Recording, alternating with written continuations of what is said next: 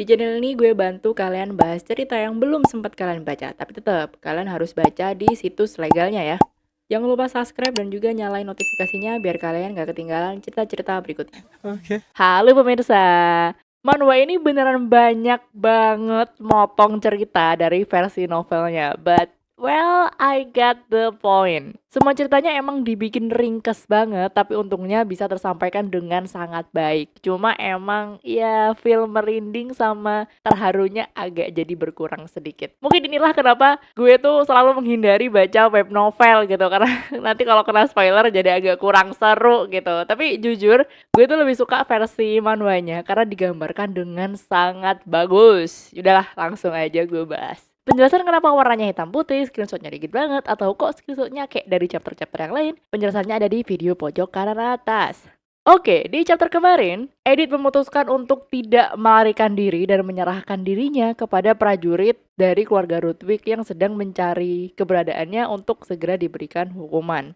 Nah, di recap manhwa Not Your Typical Reincarnation Story chapter 80 sampai 81, Killian sampai saat ini dia tuh masih benar-benar memaksakan dirinya untuk mencari keberadaan dari Edith. Kayak dia beneran gak istirahat sama sekali demi keliling-keliling di tengah hutan yang bersalju. Hingga di suatu titik, Killian mulai halu dan dia tuh seolah-olah mendengar suara dari Edith memanggil-manggil namanya. Prajurit yang dari kemarin terus membersamai Killian langsung marah dan dia tuh meminta buat tuan mudanya ini istirahat bareng sebentar aja karena Killian tuh sama sekali nggak tidur beberapa hari ini.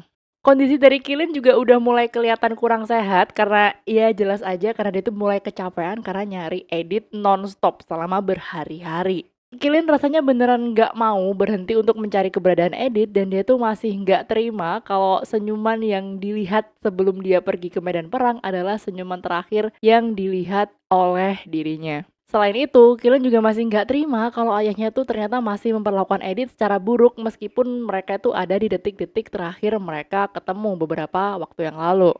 Killian ngerasa kalau dunia ini sama sekali nggak adil kepada Edith karena setelah hidup Edith dituduh sebagai seorang jalang oleh semua orang, kemudian dia juga sudah disiksa sebegitu parahnya oleh pelayan pribadinya, bahkan Edith juga sudah dibuang oleh keluarganya sendiri. Sampai sekarang pun Edith masih harus menerima hal-hal buruk yang terus-menerus terjadi kepadanya. Selain itu, Killian juga ngerasa bersalah banget karena hingga saat ini dia masih belum bisa memberikan kehidupan yang baik kepada Edith. Di dalam rasa sendunya, tiba-tiba para prajurit dari Killian ngasih info kalau ternyata Edith berhasil ditemukan di daerah ibu kota. Sebelumnya, Edith akhirnya menyerahkan dirinya kepada para prajurit dari keluarga Ludwig dan dia memasrahkan dirinya tentang apa yang akan terjadi kepadanya nanti. Selama ini, Sona yang merupakan sosok yang ada di dalam tubuh Edith sudah terbiasa menjalani kehidupan yang sepi. Namun, setelah dia mendapatkan kehangatan dari Killian,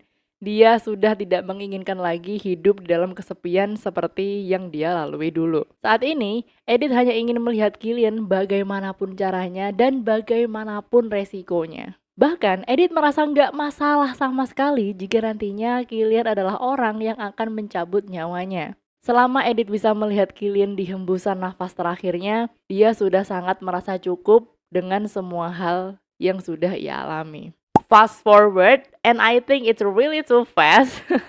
Proses peradilan umum akhirnya dilakukan kepada keluarga Riegelhoff. Proses hukuman terbuka ini khas banget dilakukan kepada orang-orang yang ketahuan dan terbukti melakukan pemberontakan dan pengkhianatan kepada sebuah kerajaan. Kaisar mulai menyebutkan semua kesalahan yang telah dilakukan oleh keluarga Riegelhoff, mulai dari memecahkan perang, bekerja sama dengan Langson untuk mengkhianati kerajaan, hingga menculik keluarga yang terlibat perang bersama dengan keluarga Riegelhoff. Kaisar akhirnya memberikan proses peradilan kepada keluarga Ludwig yang mengalami kerugian paling besar atas pengkhianatan ini. Axel ngerti kalau selama ini Riegelhoff memang menaruh dendam kepada keluarganya karena Riegelhoff sama sekali nggak mampu mengejar kesuksesan yang telah didapatkan oleh keluarga Ludwig dalam segala bidang. Tapi, tindakan dari keluarga Riegelhoff yang melakukan pengkhianatan dan penculikan itu udah bener-bener kayak di luar batas gitu loh. Jadi kayak nggak bisa dimaafin lagi. Di saat proses pembacaan vonis, Edith yang berhasil ditemukan akhirnya dibawa ke tengah lapangan untuk duduk bersama dengan keluarga Riegelhoff dan menerima hukuman yang nantinya akan dijatuhkan kepada mereka. Akhirnya, Axel memutuskan untuk memberikan hukuman mati berupa pemenggalan kepada seluruh keluarga Riegelhoff. Setelah mendengar vonis ini, Edith kelihatan sama sekali nggak panik atau takut, bahkan dia tuh kelihatan tenang banget. Dan mungkin Edith kayaknya udah masuk ke fase yang pasrah kali ya, dan dia tuh bahkan sekarang mencari keberadaan dari Killian.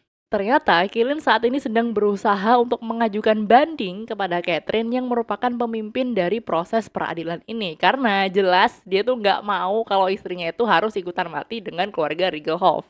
Edith bersyukur masih bisa melihat Killian di saat-saat terakhirnya. Edith merasa sangat senang karena bisa memiliki kehidupan bersama dengan Killian meskipun akhir cerita akan sama seperti yang ada di cerita novel. Edith merasa sudah sangat cukup dengan kehangatan yang telah diberikan oleh Killian selama ini. Saat Edith sudah sangat memasrahkan dirinya atas kematian, Axel tiba-tiba membuat sebuah keputusan yang sangat mengejutkan khalayak ramai. Axel heran, dirinya memang memutuskan untuk menghukum semua orang yang memiliki nama Riegelhoff. Tapi dia melihat ada anggota dari keluarga Ludwig yang masih tampak di papan penghakiman. Dan orang itu adalah Edith. Yap, akhirnya dengan cepat sekali Axel sudah mengakui kalau Edith ini adalah bagian dari keluarga Ludwig. Usut punya usut, ternyata sebelum hari penghakiman, Axel sudah mendengar semua cerita dari Jocelyn yang mengungkapkan apa yang dia lihat dan apa yang dia dengar saat mereka bertiga ini diculik. Jocelyn mengatakan kalau kemungkinan Lizzie sama Cliff terlibat dalam aksi penculikan yang dia alami. Dan sampai di akhir pun, Jocelyn sama sekali nggak ngeliat kalau Edith itu kelihatan bekerja sama dengan keluarga Riegelhoff dalam upaya penculikan. Jocelyn tahu kalau selama ini Axel memandang sebelah mata anak keduanya, yaitu Killian. Dan Killian pun akhirnya memutuskan untuk menutup hatinya dari kasih sayang yang diberikan oleh ayahnya. Ini adalah kesempatan terakhir Axel untuk membuktikan kalau Axel adalah ayah yang baik dan bukan hanya seorang pemimpin dari keluarga Ludwig. Karena selama ini Axel emang seakan-akan timpang dalam memberikan perhatian dan juga kekuasaan kepada Cliff doang.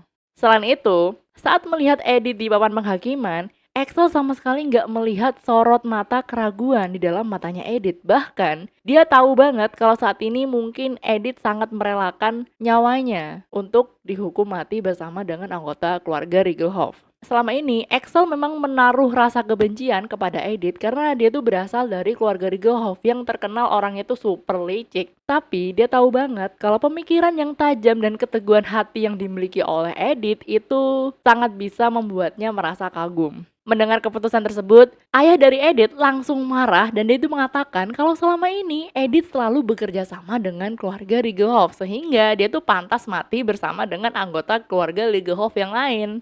Catherine langsung pasang badan dan dia bilang kalau selama ini Edith selalu mengenalkan dirinya sebagai Edith Ludwig, bukan sebagai Edith Riegelhoff. Selama mengenal Edith, Catherine selalu melihat betapa jujur dan setianya Edith dalam kehidupan sehari-hari. Dan hal ini membuktikan jika Edith sepenuhnya telah menjadi bagian dari keluarga Ludwig karena sudah menjalankan kebiasaan-kebiasaan yang sudah dilakukan oleh keluarga Ludwig. Dengan tegas, Catherine mengatakan jika nantinya ada orang yang memojokkan Edith dan tidak menganggapnya sebagai bagian dari keluarga Ludwig, maka orang itu akan dihukum oleh pihak kekaisaran. Catherine meminta para penjaga untuk menurunkan Edith dari papan penghakiman dan Edith beneran masih nggak percaya kalau jalan cerita novelnya tuh akan berubah sampai sebesar ini. Killian langsung menghampiri istrinya dan berkali-kali memanggil nama Edith seakan-akan dia sudah menemukan harta paling berharga di dalam hidupnya. Reuni mengharukan ini pun akhirnya terjadi setelah apa yang telah menimpa Edith. Dan di sisi lain, kita bisa melihat kalau Lizzie itu kelihatan kaget banget karena perubahan nasib dari Edith yang ternyata jauh dari cerita novel aslinya. Wah, beneran banyak yang di-cut dari novelnya. Saking banyaknya yang dipotong sampai kerasa kecepetan gitu loh ceritanya. Tapi kayaknya emang gak perlu ngebandingin versi novel dan versi manhwanya sih. Karena jujur gue suka banget sama penggambaran dari autornya yang bisa menampilkan adegan semanis dan semengharukan ini. Karena total gue tuh bikin recap ini tuh nangis 3 atau 2 kali gitu. Dan jujur gue lebih suka sama versi manhwanya karena ya emang bergambar aja sih. Kalau kamu suka sama Rick and Morty ini dan aku harap kamu memang suka, kamu bisa klik tombol like-nya. Dan andai kalau kamu nggak suka, kamu juga bisa 2 chapter doang tapi jadinya panjang banget ya. Udah gitu aja, bye.